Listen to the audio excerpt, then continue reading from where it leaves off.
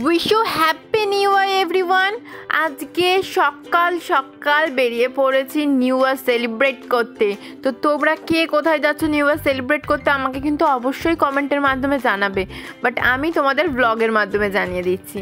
তো আজকে new year celebration করতে যাচ্ছি হচ্ছে কোথায়, নিউ টাউনে।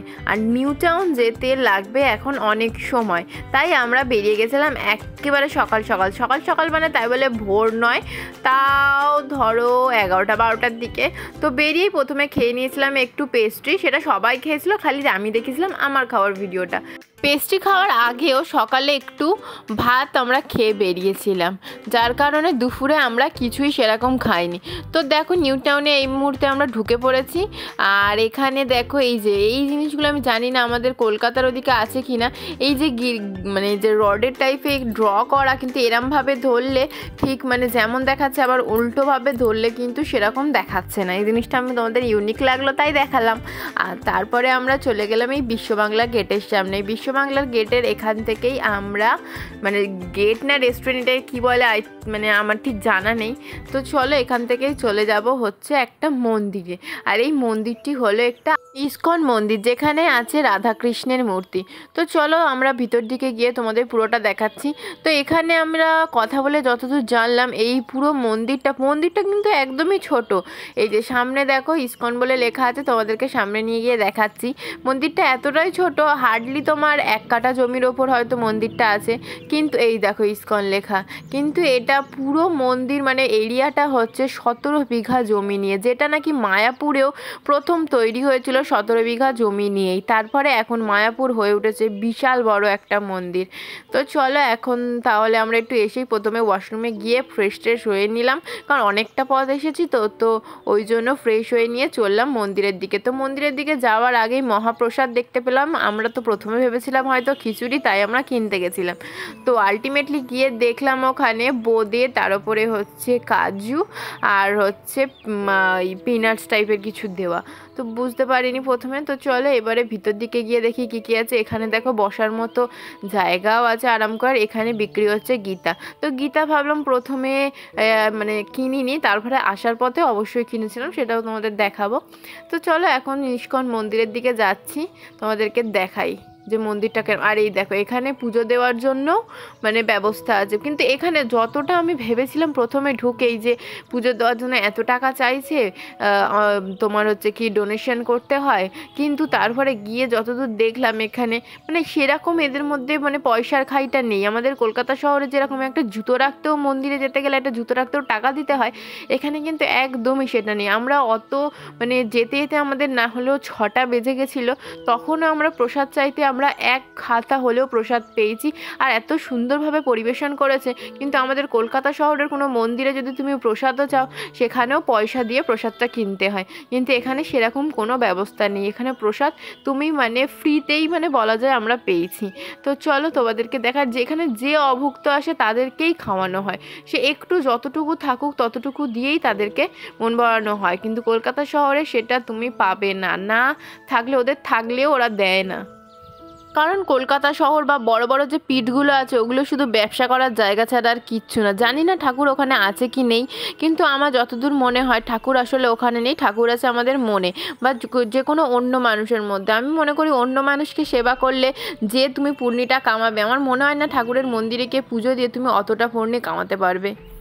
তো চলো আমি অনেক বকে ফেললাম, তারপর বকতে বকতে চলে এলাম হচ্ছে প্রসাদ খাওয়ার এখানে। তো প্রসাদের এখানে মানে মাকে বললো যে কি এখানে প্রসাদ বলতে ওই 1 হাতা খিচুড়ি আর একটু পনির আছে। আর এই খাবারটা মানে ওনারা দেয় না, কিন্তু যতটুকু আছে বলে নিজেরাই নিজেদের মতো নিয়ে। তো উনি যেমন বললো ওনার কথা অনুযায়ী আমরা একটা প্লেট নিয়ে এলাম, সেই প্লেটেই 1 হাতা খিচুড়ি আর 1 হাতা পনির পেয়েছিলাম। আর এই 1 হাতা খিচুড়ি আর পনির যে এতটা টেস্ট, আর আমি জানি না আমরা হয়তো দুপুরে কিছু খাইনি, কিন্তু এইটুকুনি খাবারেই কেন জানি না মন প্রাণ পেট দুটোই 3টেই ভরে গেছিলো। তো চলো আমরা এইখান থেকে 3 জন মিলে খেয়েছিলাম, কিন্তু এটা বুঝতেই পারছো। তো মা ভাই একটু খেয়ে নিয়েছিলো, তারপরে আমি একটু খেয়েছিলাম। তারপরে খেয়ে নিয়ে চলে গেছিলাম ঠিক 4টের সময়, মন্দিরটা খুলেছিল। তারপরে আমরা আস্তে আস্তে চলে গেছিলাম মন্দিরের ভিতরে। তো মন্দিরের ভিতরেও এত সুন্দর ব্যবস্থা, মানে না দেখলে বিশ্বাস হবে না।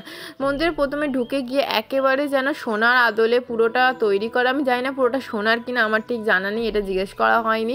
আর রাধাকৃষ্ণের মূর্তিটা তুমি দেখে নাও খালি, অসাধারণ অসাধারণ অসাধারণ, মানে দেখে মন প্রাণ সবই ভরে গেল। তো তারপরে দেখালাম তোমাদেরকে এই মূর্তিটি, কারণ এনার নামটা আমার ঠিক জানা নেই। এনাকে অনুসরণ করেই, যেহেতু ইনি রাধাকৃষ্ণেরই মানে ভক্ত ছিলেন, সেইখানে ওনার কথা অনুসরণ করেই মন্দিরটি গড়ে উঠেছে। তারপরে ওখানে আমি দেখলাম সবচেয়ে ব্যবস্থাটা কি, দেখো এই যে আসনের মতো দেখছো, এইগুলো একেবারে মোটা মোটা, একেবারে কিসের আমি জানি না, যেন কাঠের মতো দেখতে লাগছে। এর ওপর বসার ব্যবস্থাও রয়েছে। আমি জানি না এত টাকা, মানে এত ডোনেশন কারা করে আমার জানি না। এদের নাকি একটা মানে হচ্ছে কি, এই যে ইস্কনদের একটা সংস্থা আছে, সেখান থেকে নাকি এরা ডোনেশন পায়, আমি যতদূর শুনলাম। আমি ঠিক জানি না, যদি তোমরা জেনে থাকো প্লিজ আমাকে কমেন্টস করে জানিও। আর ঠিক মায়াপুরের মতোই ওখানে যেরকম গোশালা রয়েছে, এখানেও রয়েছে গোশালা। তো গোশালাটা দেখে নাও, ছোট্টর মধ্যে গোশালা, 3-4টে গরু, আর ওদিকেও ছিল আরও একটা 3-4টে গরু মতোই ছিল। তারপরে আমি যখন কাউন্টারে যাই, কাউন্টারে একটা ছোট্ট ভাই, ছোটো ভাই বলতে খুব ছোট না, ভাইটার আমি যখন কাউন্টার দেখা যাই, ভাইটা মুখটা ঢেকে নেয়, যার জন্যই আমি আর তোমাদেরকে দেখাইনি ওদিকে। তারপরে চলে এসেছিলাম এদিকে, যে তোমাদেরকে দেখাচ্ছিলাম এখানে মন্দির, কিন্তু মন্দিরের পাশে দেখেছো কত বড় বড় ফ্ল্যাট গড়ে উঠেছে, কিন্তু এখানে মানে ব্যবস্থা কিছুই নেই, না তুমি হসপিটাল, না তুমি কিচ্ছু আশেপাশে পাবে না, আর অনেক দূরত্বে দূরত্বে সব জিনিসপত্র। তাই আমি ফ্ল্যাটগুলো দেখে খালি ভাবছিলাম যে কী কারণে এই ফ্ল্যাটগুলো গড়ে উঠছে, কে জানে, ভগবানই জানে। তো চলো, তারপরে আমরা যখন ফিরে আসছিলাম তখনই এখানে গীতা আমরা একটু কিনে নিলাম, আর ওনার কিছু কথা তোমরা শুনে নাও গীতা সম্পর্কে। কাজের সময় গীতা পড়ে না, এটা মৃত্যুর আগে যদি পড়া হয় তার আমাদের ভালো না, মৃত্যুর পরে পড়ার থেকে আগে পড়া উত্তম। সবাই পড়বেন বাড়ি, সবাই পড়বেন বাড়িতে। যখন দেখবেন বাড়িতে দেখবেন রাগ টাগ বা কোনো সময় হলে গীতা নিয়ে বসে মনটা শান্ত, একদম আধ ঘন্টার মধ্যে দেখবেন ঠান্ডা হয়ে গেছে। ঠিক আছে,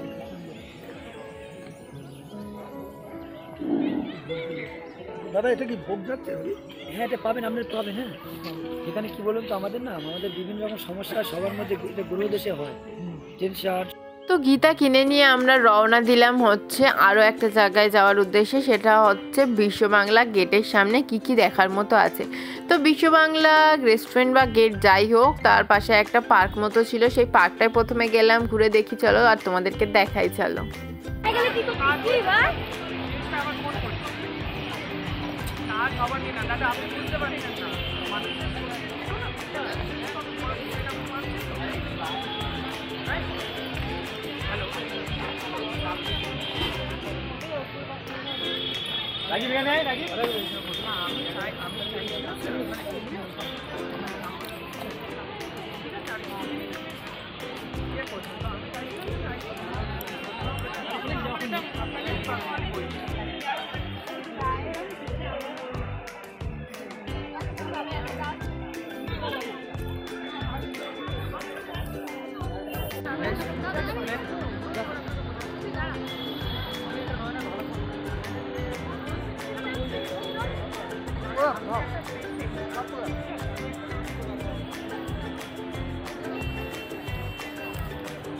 সত্যি বলতে কি, গিয়ে দেখলাম পার্কটা দেখার মতো তেমন কিছুই নেই।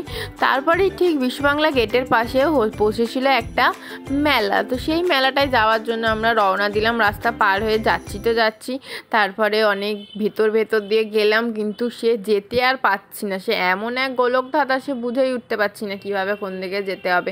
তারপরে অনেকগুলো রাস্তা পার হওয়ার পরে তারপরে এইখান থেকে ঢুকে আমরা গেলাম। তো এইখানে রাস্তাটাও কীরকম তোমরা দেখে নাও, চলো।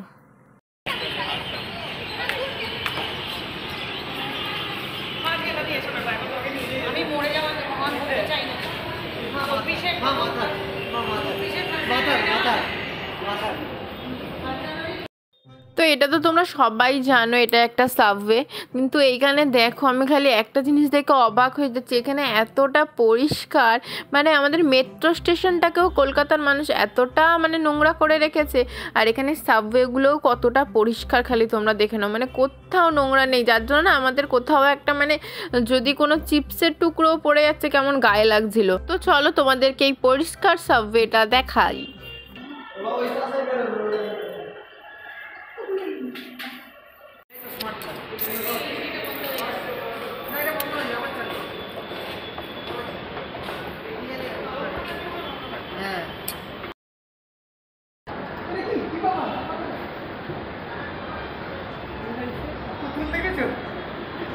তারপরে সাবওয়েটা মোটামুটি পেরিয়েই গেছিলাম, তারপরে দেখি পাপার কি কাণ্ড, আর ফোনটা আমার ধরাই ছিল হাতে, সেটা আমার খেয়াল নেই যে পাপা এইভাবে দুয়াল দিয়ে দৌড়ে শুয়ে পড়ার মতো করে উঠছিল, যেটা দেখে সবাই প্রচণ্ড হাসছিল।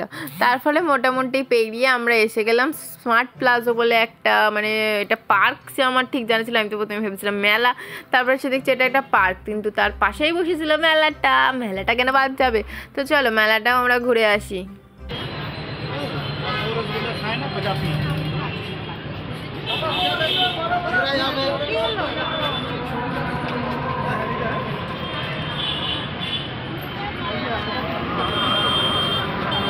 এই পিঙ্কি দেখেছো? পিঙ্কি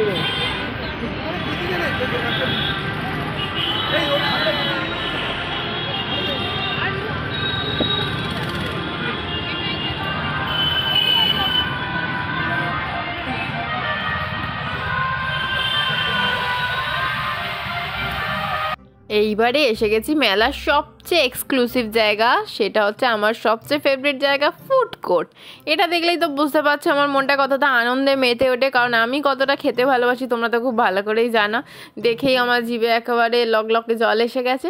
তো চলো আমরা এগিয়ে যাই, গিয়ে দেখি, কিন্তু তার আগেই আমরা কাউকে খুঁজে পাচ্ছিলাম না খাবো, তো মানে মানুষ খাই না, আমরা খুঁজে পাচ্ছিলাম না খাবো বললাম বলে আমরা খাবারই খাবো, মানে ভাই মায়েদের খুঁজে পাচ্ছিলাম না। তো তারপরে সবাইকে পেয়ে গেলাম, পেয়ে ঢুকেই দেখছি ফুচকা। তো ফুচকার কাউন্টারে দেখেছো কতটাই হাইজেনিকভাবে করা হচ্ছে, মানে ব্যাপারই আলাদা। চলো এইবার আমরা ঝাঁপিয়ে পড়ি।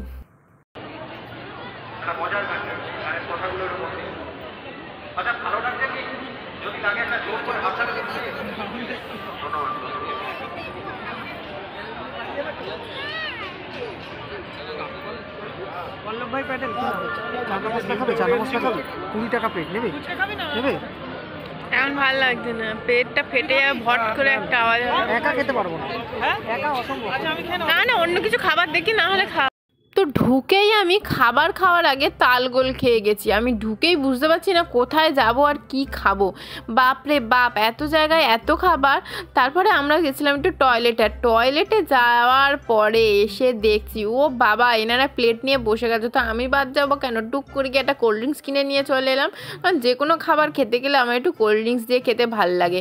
তো তারপর আমি বললাম চলো আমাকে একটু ভিডিও করছি, তোমরা আমাকে একটু খাইয়ে দাও, আমাকে খাইয়ে দিল। তো এটা খাবার পরে চলো তোমাদেরকে দেখাই যে এখানে প্রত্যেকটা দেশ থেকে, আর তোমরা জানো যে ফুড মেলায় গেছো তারা সবাই জানো যে প্রত্যেকটা দেশ থেকে এখানে খাবার আসে, এই যে রাজস্থান থেকে যেরকম এসছে ওরা এসে রাজস্থানি খাবার বানাচ্ছে, আর পুরো একেবারে রাজস্থানি স্টাইলে, যেরকম আমি রাজস্থানি থালি থেকে একটা খেয়েছিলাম হচ্ছে নান, একেবারে রাজস্থানি খাবারের মতো খেতে। তো তারপরে প্রত্যেকটা স্টেট থেকে এসেছিলো, যেরকম তোমাদেরকে দেখালাম। তো তোমরা এভাবে দেখতে থাকো যে ফুড কাউন্টারগুলো কেমন কি খাবার এসে, চলো তোমাদেরকে দেখাই।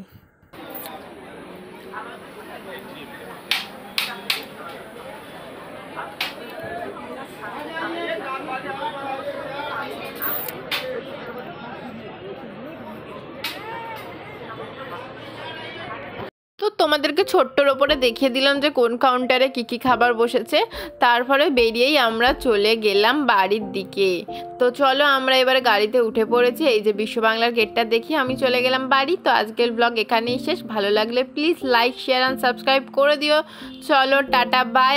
তো এইভাবেই আমি আমার নিউ ইয়ারটা সেলিব্রেট করলাম, তোমরা কিভাবে সেলিব্রেট করেছো আমাকে অবশ্যই জানাও।